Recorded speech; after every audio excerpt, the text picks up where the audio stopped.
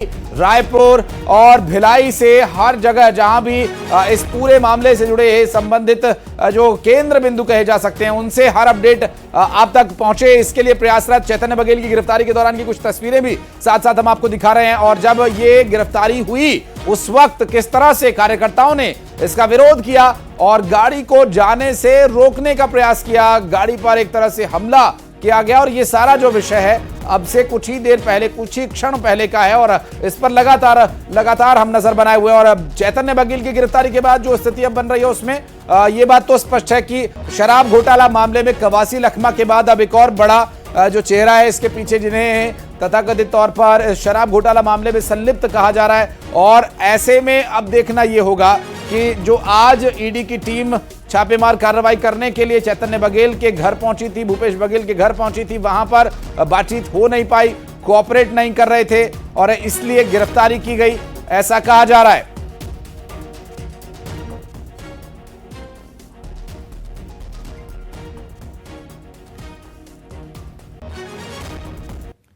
और ईडी आ गई, विधानसभा सत्र का अंतिम दिन है। अडानी के लिए तमनार में काटे जा रहे पेड़ों का मुद्दा आज उठना था। ये एक्सपोस्ट जो उन्होंने लिखा उसमें कहा कि भिलाई निवास में साहेब शब्द जो है वो कोट करके उन्होंने लिखा, ईडी भेज दी है। अब साहेब कौन है, वो किन्हें साहेब कहना चाह रहे हैं, इनके साहेब कौन है, ये हालांकि अभी तक स्पष्ट नहीं किया उन्होंने।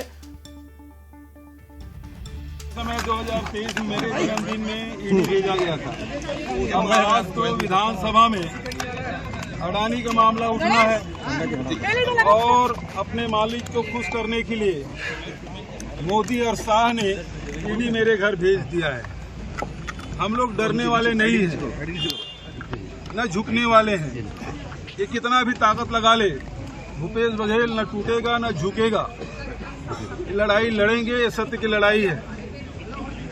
पूरे देश में विपक्ष के नेताओं को ये टारगेट करके रखे हैं, दबाने की कोशिश, तोड़ने की कोशिश, प्रजातंत्र की हत्या करने की कोशिश इन एजेंसियों के माध्यम से। एक तरफ बिहार में इलेक्शन कमीशन के माध्यम से मतदाताओं को काटा जा रहा है, वहाँ मेरे ही कड़े प्रजातंत्र की चीरहरण कर रहा है, तो दूसरे तरफ विपक्ष के नेताओं को दबाने के लिए ईडी, आईटी, सीबीआई, डीआरए उपयोग कर रहे हैं। लेकिन अब देश की जनता जान चुकी है, समझ चुकी है।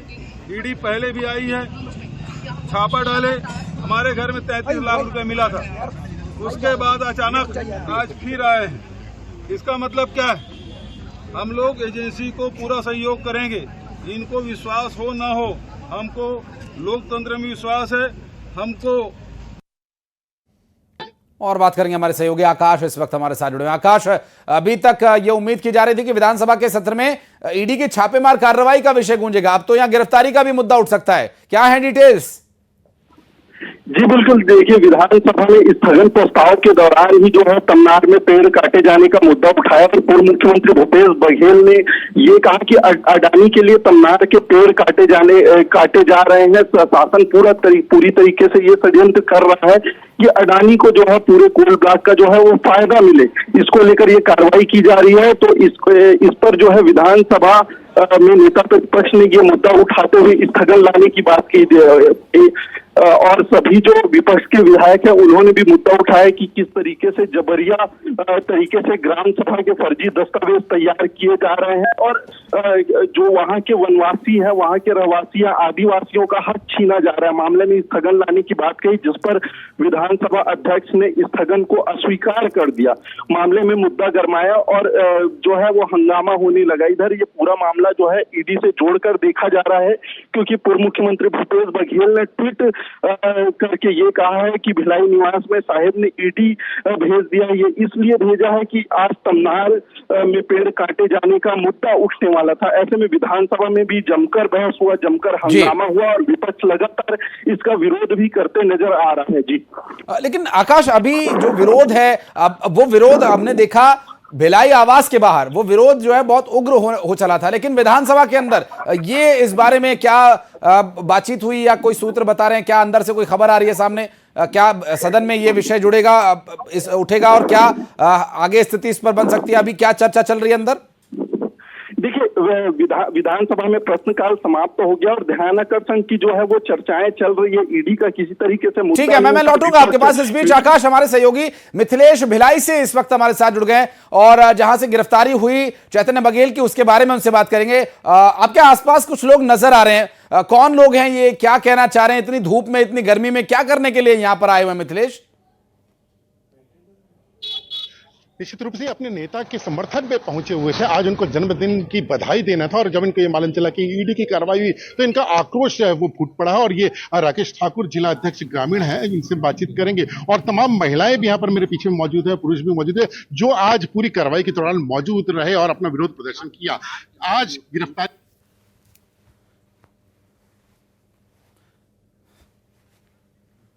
और अभी लगता है संपर्क नहीं हो पा रहा है, एक बार फिर से प्रयास करेंगे। मिथिलेश, आपकी आवाज नहीं मिल पा रही है और एक बार फिर प्रयास करेंगे उनके पास चलने का। आकाश हमारे सहयोगी लगातार हमारे साथ जुड़े हुए हैं। आकाश, जो विरोध हुआ, जिस तरह से प्रदर्शन हुआ, यहां पर लोग अपना नेता मान रहे हैं चैतन्य बघेल को, जबकि चैतन्य बघेल पॉलिटिकली एक्टिव तो है नहीं, फिर वो नेता कैसे हुए?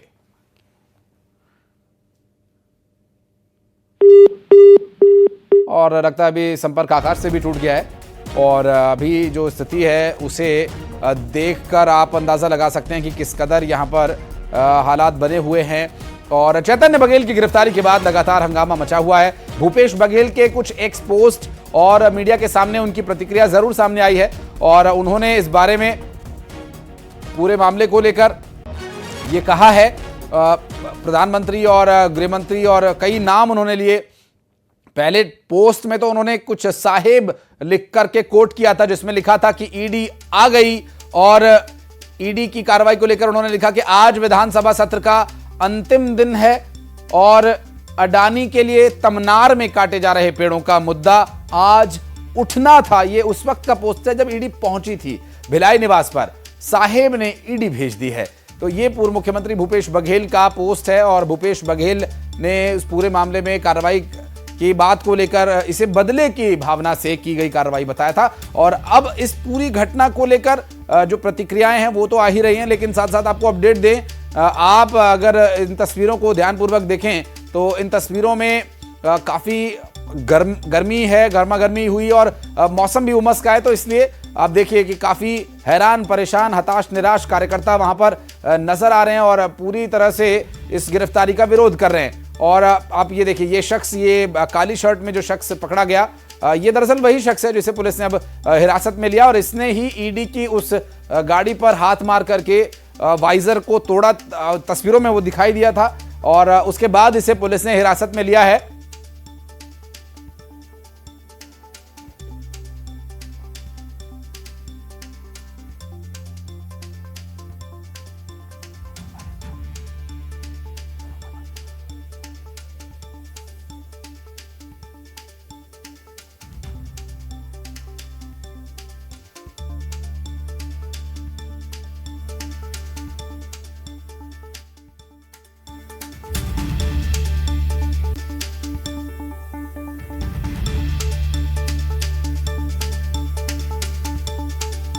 तो लगातार तस्वीरें हम आपको दिखाई रहे हैं और ये देखिए चैतन्य बघेल की गिरफ्तारी के बाद की जो तस्वीरें सामने आई वो भी आप देखिए।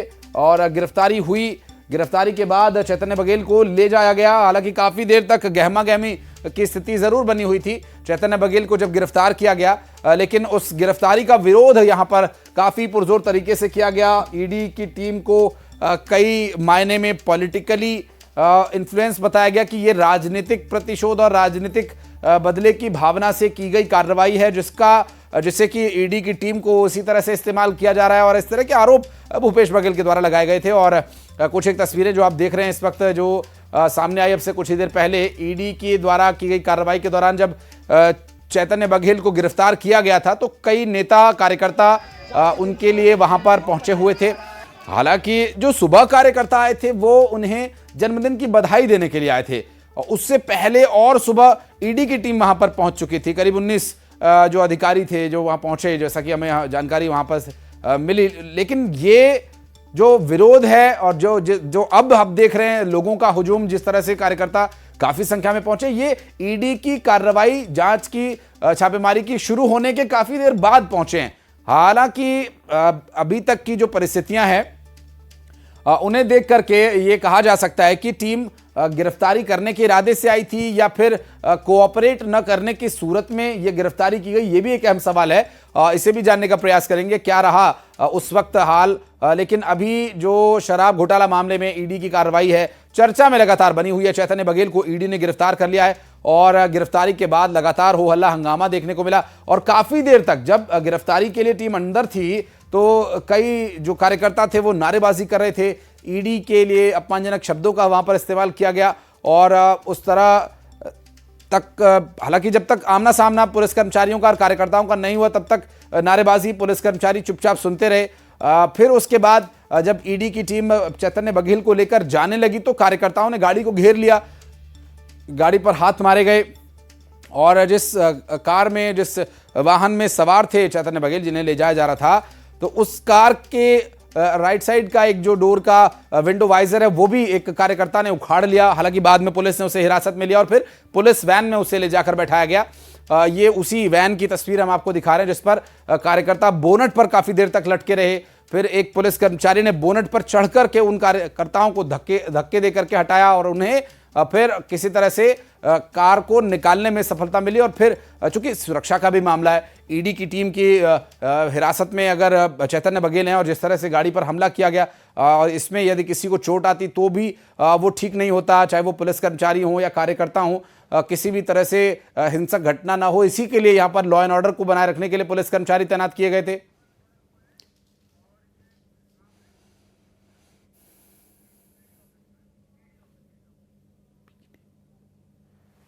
और हमारे सहयोगी हमारे साथ इस वक्त युगल तिवारी जुड़ गए हैं, बात करेंगे उनसे। युगल, अब गिरफ्तारी तो हो चुकी है और टीम का काफी मशक्कत के साथ यहां से रवाना होना संभव हो पाया, अभी क्या डिटेल है, कब तक ईडी ऑफिस पहुंच जाएंगे?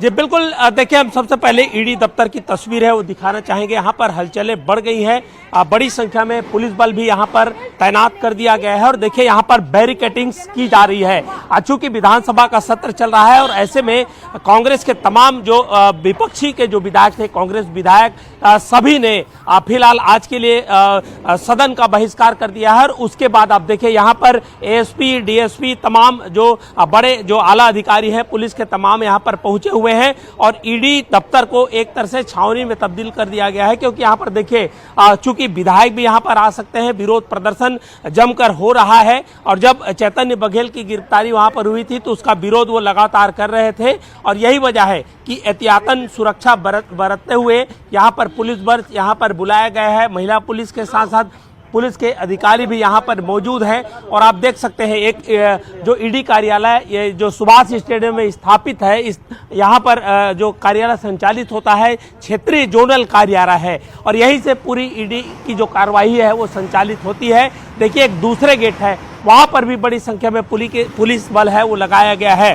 2 बार ईडी की टीम जो दुर्ग पहुंची हुई थी पूर्व मुख्यमंत्री भूपेश बघेल के घर छापा मारने के लिए, लेकिन आज अंततः चैतन्य बघेल को हिरासत में ले लिया गया है और यहाँ पर सरगर्मी बढ़ गई है। देखिए एक दूसरा गेट है, मैं अपने सहयोगी राजन जी से कहूँगा कि दिखाएं कि उस गेट पर भी बैरिकेडिंग की जा रही ताकि किसी तरह का यहाँ पर अगर विरोध प्रदर्शन हो तो पुलिस बल है वो यहाँ पर उसे कंट्रोल कर सके। और जिस तरह से अब ये जाहिर तौर पर कहा जा सकता है कि जब चैतन्य की हिरासत में लिया गया दुर्ग में तो उसका विरोध भी वहां पर देखने को मिला।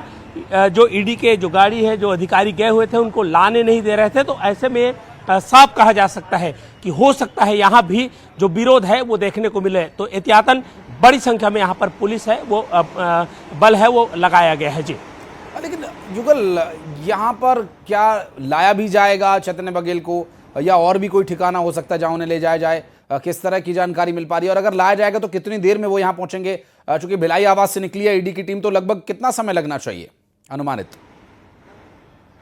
जी बिल्कुल, देखिए लगभग 40 मिनट लगेगा और जिस तरह से यहाँ पर पुलिस बल बुलाया गया है और जिस तरह से सुरक्षा मांगी गई है ईडी की ओर से, तो कार्यालय में बल भी यहाँ पर तैनात किया गया है। तो इससे साफ यही संदेश है कि यहाँ पर पुलिस की मौजूदगी में चैतन्य बघेल को लाया जा सकता है। चूंकि भिलाई से रायपुर की दूरी वैसे तो बाई रोड 40 मिनट की है, तो अगर ट्रैफिक ना हो तो 40 मिनट के अंदर वो यहाँ तक पहुँच सकते हैं। लेकिन अगर कोई वजह रहो तो हो सकता है कि आने में उन्हें विलंब हो। लेकिन यहाँ पर यह भी कहा जा सकता है अगर पूछताछ उनको करनी है तो कहीं और भी ईडी पृथक से पूछताछ कर सकती है। लेकिन जिस तरह से यहाँ पर पुलिस बल बुलाया गया है, बैरिकेटिंग्स की गई है, तो इससे साफ मैं एक चीज और आपसे समझना चाहूंगा, पूरा जो ये आप चाकचौबंद इंतजाम आप बता रहे हैं, जो दिखा रहे हैं, उससे जाहिर है कि वो यहीं लाएंगे। लेकिन एक सुबह जब तड़के जब पहली सूर्य की किरण प्रस्फुटित हुई, उसके बाद हैप्पी बर्थडे बोलने के लिए ईडी की टीम पहुंच गई चैतन्य बघेल के घर। आज उनका जन्मदिन है और कार्यकर्ता भी आए हुए थे, लेकिन उससे पहले ईडी की टीम पहुंच गई। फिर कार्यकर्ता जब धीरे धीरे जुटने लगे तो वहां पर यह स्थिति हुई कि कार्यकर्ताओं को यह पता चला कि ईडी की टीम छापा मारने के लिए आई है। फिर वहां नारेबाजी शुरू हो गई, धक्का मुक्की शुरू हो गई और फोर्स बुलानी पड़ी।